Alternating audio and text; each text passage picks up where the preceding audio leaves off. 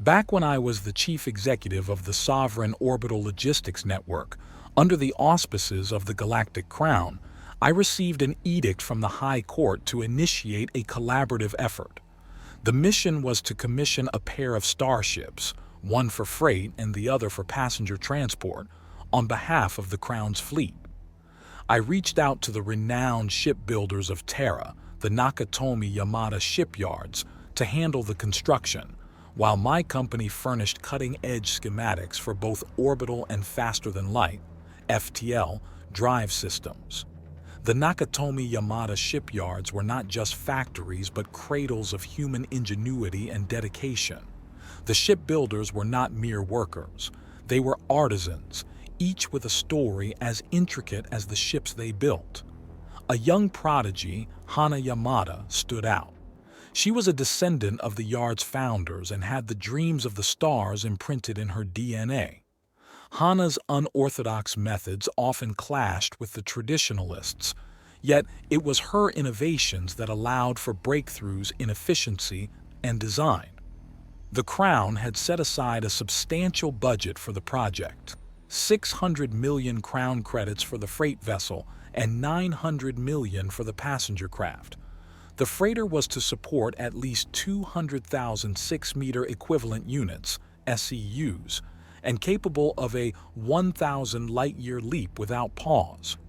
The passenger Starliner was to accommodate no fewer than 12,000 souls, with the same impressive range. The planning stage was a year of sleepless nights, intense debates over every schematic, and countless simulations.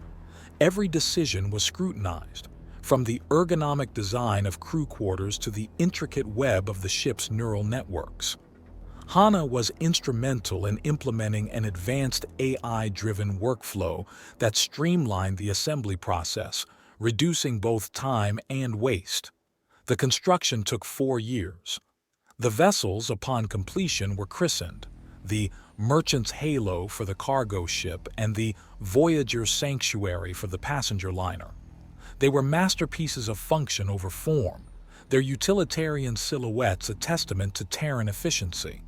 As the Voyager's Sanctuary boarded passengers, families seeking new lives, entrepreneurs chasing opportunities, and explorers yearning for the unknown, and stocked provisions, the Merchant's Halo displayed its logistical prowess. Automated drones, orchestrated by Hana's AI systems, transferred containers from auxiliary ships directly into the freighter's cavernous hold, bypassing the congested orbital docks. Within a day, the cargo bay was filled, a feat that would have traditionally taken a week. The journey to Mirage 3, a trade hub and industrial powerhouse, was estimated at a fortnight. During this time, I maintained constant communication with the captains and their diverse crews, a melting pot of human and alien synergy. The Merchant's Halo performed beyond expectations, with a final capacity of 234,012 SEUs and a navigable range of 1,270 light-years. The Voyager's Sanctuary proved equally impressive, ferrying 15,000 passengers and 10,000 crew members over 1,350 light-years. Both ships undercut their budgets, with the freighter at 569 million credits and the liner at 893 million, their fuel consumption astonishingly low. While other species boasted their own engineering marvels, the Varkan with their colossal Titan's Hold and the Xephalids with the swift Neptune's Swift, none could compete with the Terran ships in robustness and fuel frugality. Over the years, our Terran-built fleet demonstrated an exceptional resilience, seldom requiring the maintenance that plagued our other vessels. Their fuel usage was a mere shadow of our projections. As my retirement loomed, I watched with pride as 2/3 of our fleet bore the stamp of Terran craftsmanship. But the galaxy was evolving. Piracy, once a minor nuisance, had become bold and dangerous, especially in the Arden-Varkan corridor. In response, the Crown commissioned 2 more ships from Terra, each worth 1 billion credits, equipped with 300,000 SEUs and dual cosmic dust disruptors, elegant terms for potent laser cannons. These ships were not just carriers but fortresses, ushering in a new era of security and deterrence. When the pirate skiff swarmed one of these behemoths, they anticipated an easy score. They didn't expect the vessel's defense systems to neutralize their boarding pods with surgical precision. The disruptors, once thought of as mere precautionary measures, were unleashed with devastating effect. The pirates were decimated, their ambitions quelled by Terran defensive ingenuity. Now, as I sit in the quiet of retirement, I reflect on the legacy of our interstellar trade. The Terran ships continue to advance, becoming symbols of strength, endurance, and the ingenuity of their creators.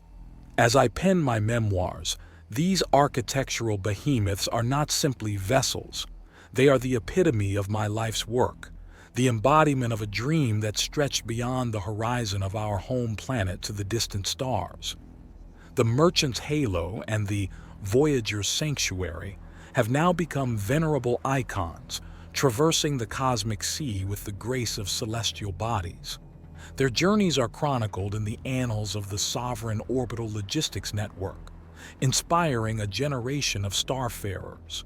The tales of their voyages stir the hearts of those who hear them, kindling a sense of adventure and a yearning to be part of something greater than themselves. The Nakatomi Yamada shipyards, under Hana's visionary leadership, have since pushed the boundaries of innovation even further. They have embarked on projects that defy the imagination, ships that can weave through the fabric of space-time with unprecedented agility, vessels equipped with self-healing hulls, and starliners that provide the luxuries of a planetary resort. These advancements have not only revolutionized space travel, but have also fortified the peace that the Galactic Crown so dearly upholds. Yet, even as we witness the rise of a new era of peace and prosperity, the shadows of old threats linger. Piracy, though largely quelled, still exists in the less patrolled sectors, and new challengers to the Crown's authority emerge, cloaked in the anonymity of the vast galaxy. But with each challenge, the Terran ships rise to meet them, not just as carriers of cargo or conduits of culture, but as guardians of a collective vision. As I sit by the viewport of my tranquil abode on the serene colony world of New Gaia, watching the stars twinkle with the promise of untold stories, I feel a profound connection to each vessel that sails forth.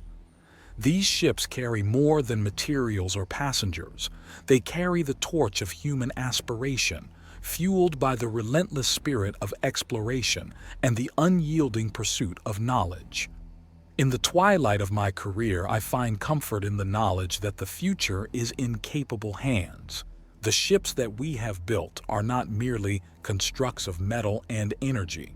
They are the legacy of a civilization reaching for the stars. They stand as a testament to our unbreakable resolve to chart the unknown and to our unwavering commitment to bridge the vast expanse between worlds. The Sovereign Orbital Logistics Network, once a fledgling enterprise, has become the backbone of interstellar commerce and diplomacy, its fleet a beacon of hope and a symbol of the enduring bond between the myriad species of the galaxy.